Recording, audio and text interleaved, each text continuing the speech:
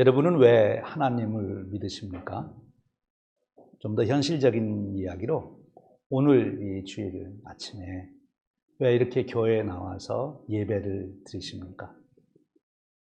그 이유가 무엇입니까? 교회 내는 드리는 헌금만큼 가지고 여러분들 친구들에게 쓴다든지 어느 단체에 가서 그만큼 쓰면 굉장히 알아주고 그리고 좋은 친구들도 사귈 수 있을 터인데 왜 교회에 헌금 드리며 이렇게 나와 예배를 드리십니까? 오늘 또 멀리서 오신 분들 그 먼 거리를 왜 이렇게 나와 예배 드리십니까?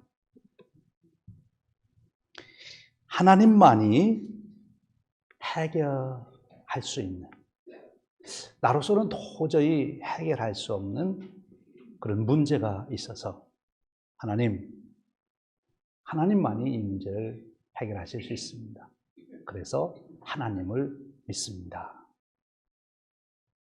그런 마음으로 우리가 모여서 예배하는 거지요. 여러분, 어떤 문제가 하나님이 아니면 해결할 수 없는 인생의 큰 문제일까요? 이 일은 하나님이 아니면 해결할 수가 없다. 하나님만이 해결하실 수 있다. 아니면 말을 조금 다른 말로 바꾸면 우리 인생의 가장 중요한 문제, 내가 인간으로서 해결해야 될 가장 중요한 일, 중요한 문제가 무엇이냐? 이 질문입니다. 그럼 무엇이라고 생각하십니까? 말을 조금 더 바꿔볼까요? 무엇이 해결되어야 정말 나는 행복할 수가 있을까? 무엇이 해결되어야 정말 나는 죽음 앞에서도 평안할 수 있을까 하는 겁니다. 무엇이 해결되어야 그럴 것이냐 하는 질문이에요. 오늘 우리가 읽은 성경 말씀이 이런 질문에 대한 해답을 명확하게 우리에게 주시고 있습니다. 왜 우리가 하나님을 믿어야 되는지, 왜 이렇게 주일이면 모여서 예배하는 일을 해야 되는지, 왜 우리가 헌금을 드리며 이런 신앙생활을 해야 되는지, 그 이유를 오늘 성경 말씀이 분명하게 말씀해 주시고 있어요. 여러분, 가을입니다. 가을은 사색의 계절이라고 그러지요. 높아지는 하늘을 보며 여러분의 생각도 깊어지시고 높아지시기를 바랍니다. 요즘 우리가 너무 인터넷이나 여러 매체를 통해서 생각할 수 있는 시간을 빼앗기고 그저 눈에 보이는 대로 시간에 쫓기듯이 이렇게 살아가는 삶이 어쩌면 우리들에게 큰 해가 될 수도 있어요. 생각을 좀 해야 되는데, 특별히 오늘 여기 계신 여러분들에게 부탁드리는 것은 여러분들이 지성적으로 판단하고 생각할 수 있을 때, 여러분들이 감성을 동원해서 그거에 대해 느끼고 감동할 수 있을 때, 여러분들이 뭔가 옳고 그름을 판단해서 뜻 있는 일을 찾으면 결단해서 그것을 실천으로 옮길 수 있는 그런 역량, 그런 능력이 아직 있을 때 여러분들이 정말 생각해 봐야 할 일을 생각하고 또 그것으로 인하여 마음의 기쁨과 평안을 얻으시고 또 그런 결단을 통하여 여러분의 삶을 만들어갈 수 있는 그런 축복이 있으시기를 축원합니다. 언젠가 때가 되면 우리가 생각하는 것도 내 마음대로 안 될 때가 와요. 아무리 귀한 진리와 아무리 아름답고 훌륭한 것을 보더라도 마음에 감동할 수 없는 때가 와요. 아무리 이거는 내가 반드시 해야 될 정말 귀한 일이라고 깨닫고 결정을 해도 그것을 실천으로 옮길 수 없는 그런 때가 옵니다. 그러기 전에 다시 한번 우리가 정말 귀한 것이 뭘까? 정말 내가 해야 될 일이 뭘까? 이것을 생각해보는 이런 가을이 되면 참 감사하겠어요. 오늘 말씀이 바로 우리에게 그런 마음을 불러일으킵니다. 오늘 말씀은 이렇게 시작하지요. 찬송하리로다 하나님 곧 우리 주 예수 그리스도의 아버지께서 그리스도 안에서 하늘에 속한 모든 신령한 복을 우리에게 주시되, 오늘 말씀의 첫 시작이 찬송하리로다 이렇게 시작합니다. 찬송하리로다. 이 말을 하고 있는 사람이 행복한 것 같아요? 아니면 근심 걱정이 많은 것 같아요? 찬송하리로다. 이 표현을 통해서 이 지금 말을 하고 있는, 이렇게 고백하고 있는 이 사람이 평안한 것 같습니까? 불안한 것 같습니까? 평안한 것 같지요? 잘 읽으셨어요. 행복한 것 같아요. 정말 평안한 것 같아요. 기쁨이 충만한 것 같아요. 찬송하리로다. 정말 노래하고 싶다. 정말 찬양하고 싶다. 이렇게 너무 기쁘고 평안하고 행복해서 이렇게 외치고 있는 것입니다. 근데 이 사람이 누구죠? 사도 바울이에요. 바울이 AD 62년에 이 에베소 편지를 에베소 교회에 쓴 것인데, 그때가 바울이 어떤 때인가요? 이 편지를 쓸 때 로마에 1차 투옥됐던 감옥에서 억울하게 감옥에 갇혀 있으면서, 매를 맺고 감옥에 갇혀 있으면서 어떻게 이렇게 나는 행복하다고, 나는 기쁘다고, 평안하다고 이렇게 외칠 수 있을까? 너무 기쁘고 행복해서 찬송해라 이렇게 외치고 있는 거예요. 바울이 깨달았던 그 진리, 바울이 가졌던 그 기쁨, 바울이 가졌던 그 평안, 행복이 저와 여러분에게도 주어지시기를 주님의 이름으로 축원드립니다. 바울, 도대체 무엇이 바울로 하여금 그 감옥에 갇혀서도 찬송하리로다 이렇게 외칠 수 있었느냐 하는 거예요. 왜 그랬을까요? 오늘 말씀에 그 답이 있는데요. 왜 그렇죠? 거기 단 하나로 딱 나와 있는데, 예? 복 받아서 그래요. 여기 복을 받았다 그랬잖아요. 복 받아. 이 복 받아야 행복한 거예요. 복을 받아야 기쁨이 있어요. 평안이 있어요. 여러분에게도 진정한 평안, 진정한 기쁨, 감옥 속에서도 기뻐할 수 있는, 평안할 수 있는 그 복, 그 복이 여러분들에게 주어지시기를 축원합니다.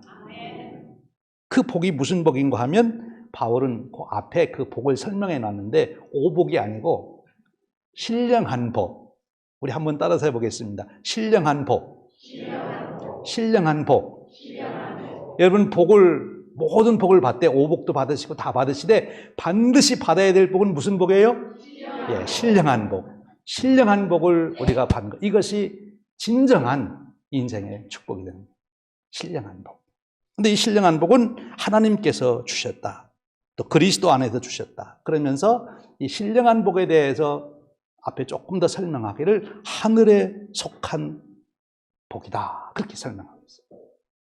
하늘에 속해 있는 신령한 복. 이 하늘에 속해 있는 신령한 복이 과연 무엇일까? 그 복이 무엇이길래 바울이 이토록 기뻐하고 행복해 하느냐 하는 것입니다. 4절에 이렇게 말씀하고 있어요.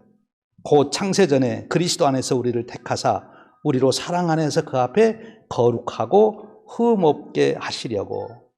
이 복이 얼마나 귀한 건지 하나님이 언제부터 준비하셨다고요?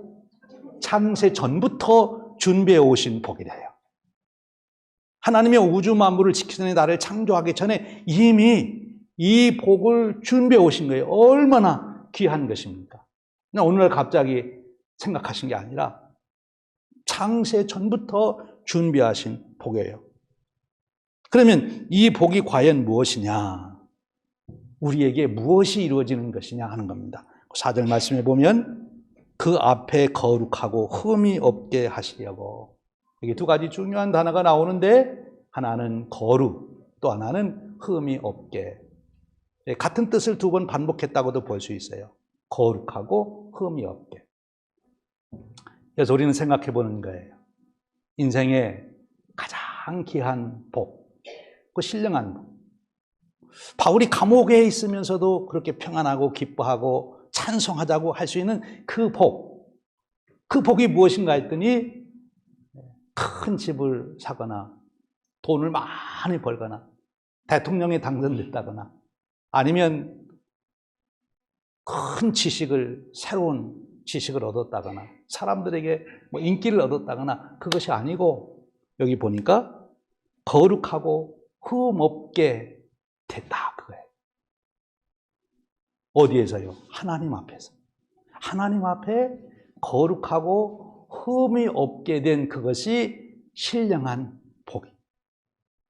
그것으로 인하여 바울이 이렇게 기뻐하는 거예요. 이 말씀을 잘 생각해 보세요. 여러분, 우리 인생의 진정한 가치, 축복, 기쁨이 무엇입니까? 그것은 나라고 하는 존재를 완성한 거예요. 우리 인간, 나라고 하는 인간 존재의 그 존재의 기쁨은 어디에 있느냐? 정말 환경 조건의 지배를 당하지 않고 정말 이렇게 평안하고 기뻐할 수 있는 그 인생의 진정한 축복된 복이 어디 있느냐? 나를 완성하는 것. 좀 어렵게 들리십니까? 내가 완성될 때 그때 인간은 기쁨, 행복의 절정을 경험하게 되는 거예요. 나를 완성한다는 게 뭐예요? 내가 거룩, 내가 흠이 없는 자가 된 거예요. 돈이 많은 것, 권세를 가지고 있는 것, 사람들로부터 무엇을 잘해가지고 인기를 얻는 것, 그것이 인생의 완성이 아니고 인생의 완성은 하나님 앞에서 거룩, 흠이 없이 하나님 앞에 설 수 있는 거예요. 그것이 우리 인생의 가장 큰 축복이다. 그래서 바울이 이렇게 지금 찬양하고 기쁜 마음으로 고백하고 있는 것입니다. 여러분은 여러분의 인생의 완성에 대해서 곰곰이 생각해 보셨어요? 저희 세상의 철학을 학문이나 종교 모든 것은 다 인생의 자기 완성을 향해서 구도의 길을 가는 그런 것이죠. 근데 바울은 바로 우리가 거룩하고 흠이 없는 자기 완성을 이루는 그 길을 오늘 여기서 발견하고 그것을 자기가 얻었기 때문에 지금 이렇게 기뻐하고 있는 것입니다. 여러분 어떻게 생각하세요? 거룩한 사람이 내가 되었다. 그럼 좀 내가 사는 삶이 행복할 것 같아요? 아니면 좀 답답하고 좀 불편하고 그럴 것 같아요? 여러분들이 흠이 없는 사람이 되면 여러분의 사는 삶이 어떨 것 같아요? 불안하고 초조하고 두렵고 그럴 것 같아요? 아니면 여러분이 흠이 없는 사람이 되면 행복할 것 같아요? 그러니까 지금 바울은 우리 인간의 진정한 행복, 진정한 평안, 기쁨은 내가 완성되어 내가 거룩함을 입을 때, 내가 흠이 없는 자가 될 때, 그때 우리의 인생의 진정한 축복을 누릴 수 있다는 거예요. 재물을 많이 쌓아놓는 거 일시적으로 우리에게 기쁨을 줄 수도 있겠죠. 권세를 얻는 것도 그렇고, 사람들에게 알려지는 것도 그렇고, 육신이 편안한 것도 그렇고, 그럴 수 있겠죠. 그러나 내 영혼의 평안함, 내가 진정한 그 평안과 기쁨은 내가 거룩해지고 내가 흠이 없는 자가 될 때 그 축복을 누릴 수 있다 하는 것입니다. 그러면 내가 하나님 앞에 거룩하고 흠이 없는 그런 자가 되기 위해서는 먼저 그렇게 되기 위해서 먼저 돼야 될 것이 있다 하는 거죠. 그것이 바로 5절 말씀이에요. 5절이 이렇게 말씀하세요. 그 기쁘신 뜻대로 우리를 예정하사 예수 그리스도로 말미암아 자기의 아들들이 되게 하셨으니 그렇게 얘기합니다. 그러니까 우리가 거룩해지고 흠이 없는 하나님 앞에 설 수 있는 그런 자가 되기 위해서는 다른 게 필요한 게 아니고 먼저 무엇이 되어져야 된다고요? 하나님의 아들들. 여기서 아들들이라는 것은 하나님의 자녀들. 남자만 가리키는 거 아니에요? 예, 우리 모든 사람들. 즉 여기 아들들이라고 특별히 표현한 것은 상속권을 염두에 두고 하는 거예요. 그러니까 하나님의 상속권을 이어받는 천국을 받을 수 있는 그런 자가 되는 것. 하나님의 자녀가 되는 것이 먼저 이루어져야 된다는 것을 말씀하는 거예요. 하나님의 자녀가 되는 것. 하나님의 자녀가 되는 것이 우리 인간의 행복, 평안, 기쁨의 가장 밑바탕에 있답니다. 그러니까 하나님의 자녀가 되기 전에는 무엇을 얻는 것 같아도 다 그것은 순식간에 흔들릴 수밖에 없는, 진정한 우리의 행복과 평안이 될 수 없는 것이라 그렇게 말씀하고 있는 거예요. 여기 하나님의 아들들, 하나님의 자녀가 되게 했다, 그렇게 말씀하고 있는데, 여러분, 하나님의 자녀가 된다, 하나님의 상속자가 된다, 그 의미를 조금 더 생각해 보십시오. 그것이 무슨 뜻이겠는가 하는 거예요. 하나님의 자녀가 된다. 네, 자녀가 되면 우리가 상속자가 됩니다. 상속자가 되는 것이 더 좋습니까? 아니면 상속자가 돼서 아버지의 재산을 받는 것이 좋습니까? 잘 생각. 누가복음에 보면 탕자의 비유가 나오는데, 누가복음 15장 탕자의 비유에 보면 그 탕자는 어떻게 생각한가 하면, 내가 아버지의 아들이 되는 것보다 더 나한테 좋은 일은 아버지 재산을 내가 갖는 것이다. 그래서 자기가 나이가 돼서 이제 아버지 재산을 상속할 때가 되니까 재산 다 달라고 그래가지고 그 재산을 가지고 아버지를 떠나버렸어요. 그러니까 아버지의 아들로 있는 것보다 그 탕자는 뭐가 더 자기 인생의 중요한 조건이 됐어요? 재산이 더 중요한 조건이 됐어요. 여러분, 여기서 우리가 아주 중요한 것을 깨달아야 돼요. 이게 탕자의 가치관이에요. 탕자. 여러분들이 하나님의 자녀가 된 것보다 하나님이 주신 재물이 더 하나님 자녀 된 것보다 더 귀하다. 여러분들이 하나님의 자녀 된 것보다 하나님이 내 인생에 어떤 직책과 직분과 권세를 준 게 더 귀하다. 하나님이 자녀가 된 것보다 내가 건강하고 내가 즐겁게 살 수 있는 어떤 생활 조건이 된 것이 더 내게 관심이 많다. 그러면 그 사람은 지금 수준이 누구 수준이에요?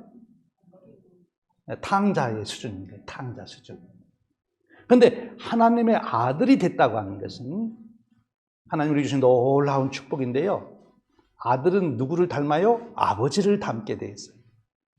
그래서 그 아들이 된다고 하는 것은 아버지의 뜻이 아들의 뜻 안에 담겨 있는 거예요.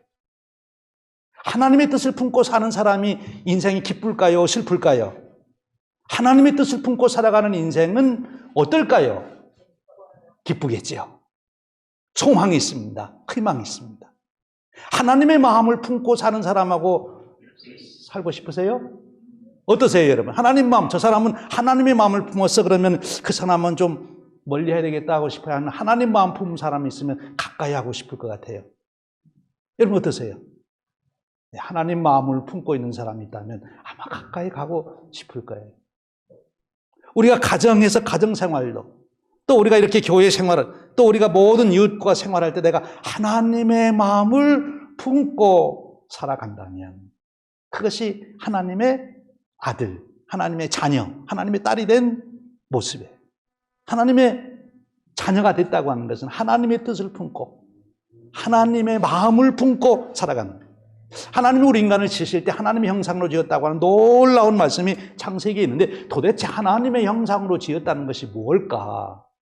다른 만물과 우리 인간을 구별하는 일이 뭔 거면 하나님의 형상으로 우리를 지었다. 어떤 동물도 어떤 물체도 하나님의 형상인데, 인간만 하나님의 형상으로 지었다 그러는데, 하나님의 형상으로 지었다고 하는 그 말씀의 뜻이 뭘까? 오늘 말씀과 연결시키면 하나님의 형상으로 지었다는 것은 그 존재가 사람만이 하나님의 뜻을 자기 뜻 안에 수 있어요. 사람만이 하나님의 마음을 품을 수가 있어요. 사람만이 하나님과 아버지와 아들의 관계를 맺고 살아갈 수 있는 거예요. 여러분, 아버지와 아들, 상속권을 가지고 있는 아들과 아버지의 그 관계는 어떤 관계일까요? 소원하고 아주 멀리 느껴지는 관계일까요? 아주 친하고 밀접한 관계일까요? 아주 친하고 밀접한 관계. 그러니까 우리 인간의 축복은, 우리 인간이 가져야 될 근본적인 축복은 사람들하고도 친해야 되지만 누구하고 친해야 돼요? 하나님하고 친해야 되는 거예요. 하나님하고 친해야 돼요. 하나님이 그 아버지와 아들의 관계에 친한 만큼, 진정한 아버지와 진정한 아들의 친한 만큼 하나님 아버지와 친밀한 관계를 갖는 것, 그것이 아들 된 모습이에요. 여러분, 여러분에게 그런 축복이 지금 있습니까? 그런 축복을 누리고 계십니까? 이미 그런 자격이 주어졌음에도 불구하고 그런 삶을 살고 있지 못하다면 오늘 예배 후에 여러분의 삶 속에 이미 여러분들이 하나님의 자녀가 된, 이미 신분이 변해서 하나님의 자녀가 되는데도 불구하고 하나님의 뜻을 품지도 못하고 하나님의 마음을 품지도 못하고 하나님과 친밀하지도 못하고 그렇게 살아가고 있다면 여러분들이 오늘 예배 후에는 그 삶이 회복되시기를 주님의 이름으로 축원드립니다. 하나님과 친하게 내게 천국을 상속해 주시는 아버지와 나와 가깝게 경험하며 살아갈 수 있는 축복. 그것이 우리 인간의 축복이에요. 지금 바울이 이 감옥에서 찬송하리로다 이렇게 기뻐하는 것은 바로 그가 하나님의 뜻을 품고 있고 하나님의 비전을 품고 있고 하나님의 마음을 가지고 있고 하나님과 친밀하게 있기 때문에 지금 감옥에 있는 이 모든 것, 언제 지금 죽을지도 모르는 이런 상황이 있으면서도 찬송하리로다, 이런 기쁨이 있는 거죠. 이것이 진정한 축복이다 하는 거예요. 이 축복을 지금 바울은 우리에게 소개하고 있습니다. 그러면서 6절에 이렇게 말씀하고 있어요. 이는 그가 사랑하는 자 안에서 우리에게 거저 주시는 바 그 은혜의 영광을 찬송하게 하려는 것이다. 그렇게 말합니다. 우리가 이렇게 하나님의 자녀로 되게 한 것, 하나님이 우리를 하나님의 자녀로 삼으신 이유는 왜 그렇게 하신가 하면 하나님의 영광, 은혜의 영광을 찬송하게 하려는 것이다. 내가 하나님의 자녀된 것으로 인하여 하나님을 찬송하는 것입니다. 하나님께서 내게 베푸는 그 은혜를 헤아리며 그것으로 하나님께 영광을 돌리는 것입니다. 그러니까 우리 하나님이 인간을 창조하신 궁극적인 목적은 뭐냐? 우리 인간들로 하여금 하나님을 찬양, 영광을 돌리도록 하이 소리를 지으셨는데 그것이 지금 이루어진 거예요. 서두에가 말씀하기를 우리 인생의 완성이라는 뜻인데 우리 인생의 완성은 뭔가 하면 하나님께 영광을 돌리는 존재가 되어 살아가는 것을 말합니다. 하나님과 친밀한 관계를 맺고 하나님과 동행하는 삶을 살되 구체적으로 그럼 내가 하는 일은 뭐냐? 그것은 하나님이 이루신 그 놀라운 일을 깨닫고 그 은혜에 감격해서 하나님을 찬양하고 하나님께 영광을 돌리는 삶을 살아가는 것. 그것이 인간이 누려야 될 궁극적인 축복이에요. 그 은혜 속에 우리가 들어가야 된다 하는 것입니다. 그런데 여러분, 그 은혜의 영광이라는 표현을 썼는데 은혜의 영광이라는 것이 구체적으로 무엇일까? 이미 드린 말씀을 다시 둘로 정리하면 은혜의 영광을 찬송하게 한다는데 그 은혜의 영광은 두 가지예요. 하나는 우리가 하나님의 은혜로 하나님의 자녀가 된 것입니다. 우리의 신분이 바뀐 거예요. 멸망받아야 될 우리가 하나님 나라를 상속할 수 있는 자로 우리의 신분이 바뀐 것. 그것이 은혜의 영광이에요. 그리고 또 하나는 신분만 바뀐 것이 아니라 실제로 그렇게 바뀐 신분처럼 살아갈 수 있도록 우리가 거룩해지고 흠이 없게 되는. 여러분 어떻습니까? 하나님의 자녀가 되는 것. 우리 주님 예수 그리스도를 믿음으로 이제 하나님의 자녀가 되지요. 여러분들이 이미 그런 믿음의 고백을 통하여 하나님의 자녀가 된 줄로 믿습니다. 오늘 여기에 아마 계신 분들은 제 생각에는 거의 다가 그러실 것 같아요. 이미 여러분들이 예수님 믿습니다 고백하고 하나님의 자녀가 됐는데, 근데 여러분에게 한 가지 고민이 있죠. 내가 하나님의 자녀인데 내가 정말 흠이 없고 거룩하게 지금 내가 생활하고 있나? 그 질문을 던지면 어떠세요, 여러분? 정말 하나님 앞에 여러분의 인격이, 여러분의 삶이, 여러분의 생각이 거룩하고 흠이 없습니까? 어떠세요? 네. 그 괴리가 있는데, 그래서 고민이 있으신 거지. 도대체 난 하나님의 자녀인데 왜 내가 하나님의 자녀대로 살지 못하는가? 그럼 이렇게 질문을 드려볼게요. 여러분들이 하나님의 자녀가 되셨는데 하나님의 자녀답게 살고 싶으세요? 아니면 자녀는 됐지만 자녀 돼서 하늘나라 상속하는 건 내가 좋지만 하나님의 자녀처럼 살기는 저는 싫습니다. 그런 분들 계세요? 어떠세요? 마음에 왔다 갔다 하시죠? 하나님 자녀로 살아. 그러면 뭐 이 세상에 즐길 것도 아무것도 못 즐기고 하나님 자녀로 살면은 내가 못할 것도 너무 답답하고 좀 그런가? 혹시 그렇게 생각 드시나요? 그러면 여러분 자신 말고 옆에 사람, 여러분과 함께 사는 사람이 하나님을 닮은 하나님의 자녀로서의 그 삶을 산다면 여러분은 할렐루야입니까? 놀렐루야입니까? 할렐루야예. 여러분의 남편과 아내가 정말 하나님의 자녀답게 그 평안함과 기쁨과 그 인격을 가지고 산다면 하나님 감사합니다. 어쩌다가 저에게 이런 축복을 주셨습니까? 예, 그럴 거예요. 여러분이 그렇게 된다. 내가 그런 축복의 존재가 된다. 모든 사람들이 나를 만나면 또 만나고 싶어 한다면, 모든 사람들이 왜 그 사람이 그분이 오늘은 여기 안 왔냐고 기다리고 있다면 어떠세요, 여러분? 그렇게 되고 싶으세요? 할렐루야. 예, 그렇게 되고 싶은 분, 아멘 한 분에게 그렇게 될 줄로 믿습니다. 예. 어디 가든지 왜 그분이 안 오셨나? 그분이 이런 데 같이 계시면 참 좋아하실 텐데. 내가 거룩해지고 흠이 없으면 그렇게 되는 거예요. 근데 그게 어떻게 해서 그렇게 될 수 있느냐? 앞으로 한 두세 번에 걸쳐서, 한 세 번 정도에 걸쳐서 어떻게 그런 은혜를 누릴 수 있을까? 그 축복 나눌 거예요. 오늘은 제일 기본으로 그 시작이 되는, 어떻게 우리가 그러면 그런 시작을 이룰 수 있는 하나님의 자녀가 되는 축복을 우리가 누리게 되는가? 그 말씀이 이제 바로 7절 말씀이에요. 우리는 그리스도 안에서 그 은혜의 풍성함을 따라 그의 피로 말미암아 속량 곧 제사함을 받았느니라. 여기 복하고는 전혀 대조되는, 아주 대조되는 딱 한 자로 나오는 단어가 있는데 뭐예요? 죄. 여러분에게 복은 있고 죄는 없으시기를 축원합니다. 반대가 되면 아주 곤란한 거예요. 반대가 되면 그의 삶은 복이 있으면, 신령한 복이 있으면 천국의 삶이 되고, 반대로 여기 나오는 죄가 있으면 어떤 삶이 돼요? 지옥 같은 거예요. 지옥. 그래서 죄를 없애버려야 되는 거예요. 여기 죄를 속량했다. 죄를 없애버려. 이 죄의 문제를 가지고 여러분에게도 다음 주에 더 깊은 말씀을 드리려고 하는데요. 오늘 한 가지만 여러분들이 한 주간 동안 생활하시면서 생각하실 수 있도록 말씀을 드려요.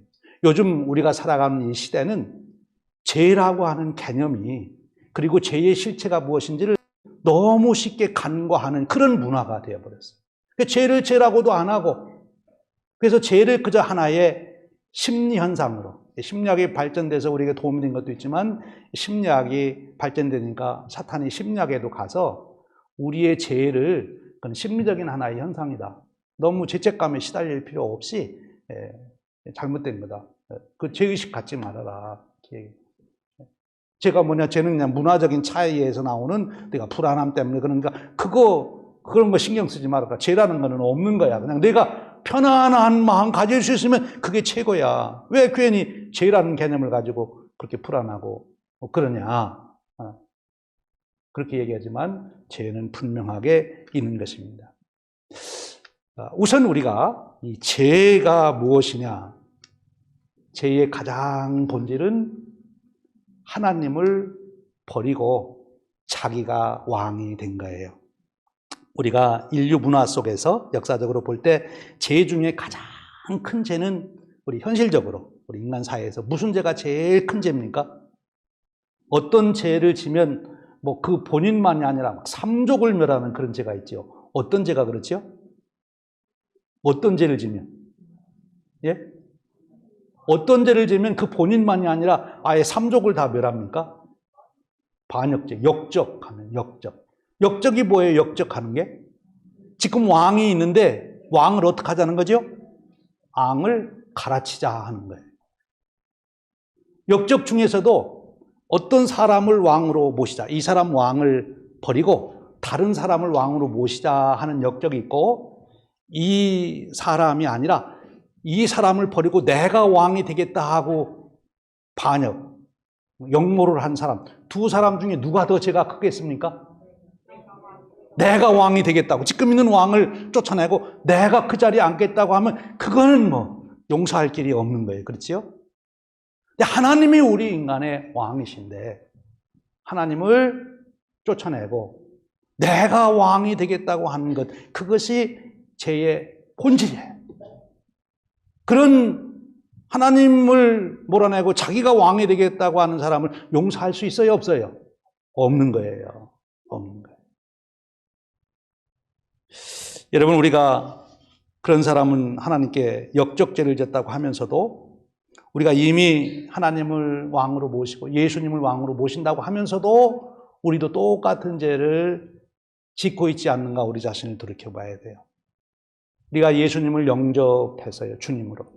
그래서 예수님은 결혼에 비유하게 돼 있어요. 우리가 결혼이 제일 실감나는 일이니까 결혼으로 비유해서 한번 생각해 봐요. 우리가 당신 사랑합니다 해서 결혼식 해놓고, 그리고 집에 다른 여자나 다른 남자 데리고 들어오면은 어떡할까요? 여러분 같으면. 예? 어떡할까요? 살아남지 못하죠. 그렇죠? 예. 우리가 예수님을 영접해놓고 예수님을 마음에 모셔놓고 우리는 다른 거 의지한다고 다른 거 찾아서 한눈 팔고 있는 거예요. 그럼 예수님이 어떻게 했어요, 지금 속에서? 여러분이라면 여러분이 결혼해서 지금 집에 있는데 여러분의 배우자가 다른 사람 데리고 와서 히덕거리고 있으면 어떡하겠어요?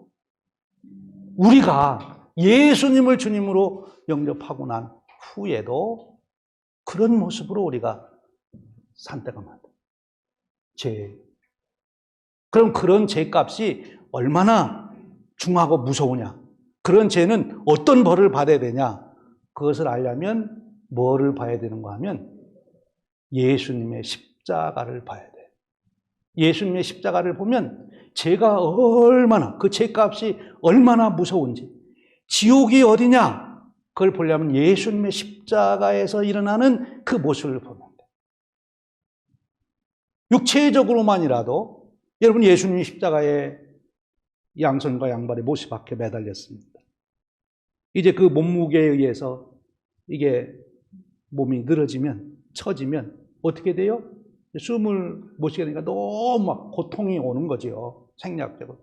그러면 그 숨을 쉬기 위해서 그 못이 박힌 발을 힘을 주어서 허리를 핀단 말이에요. 그러면 여러분, 그 못 박힌 발의 통증이 어떠하겠습니까? 그 양 박힌 손의 통증이 어떠하겠어요?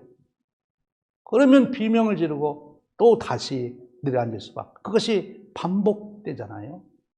그 처절한 고통, 그것이 죄값입니다. 역모로 한 죄값. 그러니까 죄는 그렇게 심각하다는 거예요. 예수님이 가버나움에 계실 때 많은 병자가 왔는데 그때 중풍병자가 왔어요. 중풍병자가 왜 예수님 찾아왔겠어요? 병 고치려고. 그 친구들이 막 지붕 뜯으면서까지 자기 친구를 예수님 앞에 내어놨는데 왜 그렇게 지붕을 뜯으면서까지 예수님을 그 앞에 놓았을까요? 자기 친구 중풍병 고쳐달라고. 그런데 예수님은 그 중풍병자한테 중풍병은 안 고쳐주시고 뭐라고 말씀하셨죠? 내 죄사함을 받았느니라. 중풍병자가 지금 예수님 앞에 와서 제일 시급한 문제고 제일 중요한 문제가 중풍병 고치는 건데 그거는 예수님은 아랑곳 안 하고 내 죄사함 받았느냐. 그러니까 우리 인생에서 육체의 건강보다도 질병을 치유하는 것보다도 재산을 얻는 것보다도 무엇보다도 가장 우선돼야 할 일이 죄 문제를 해결하는 거예요. 죄 문제. 그게 제일 심각하고 먼저 해결해야 될 중요한 문제다 하는 거예요.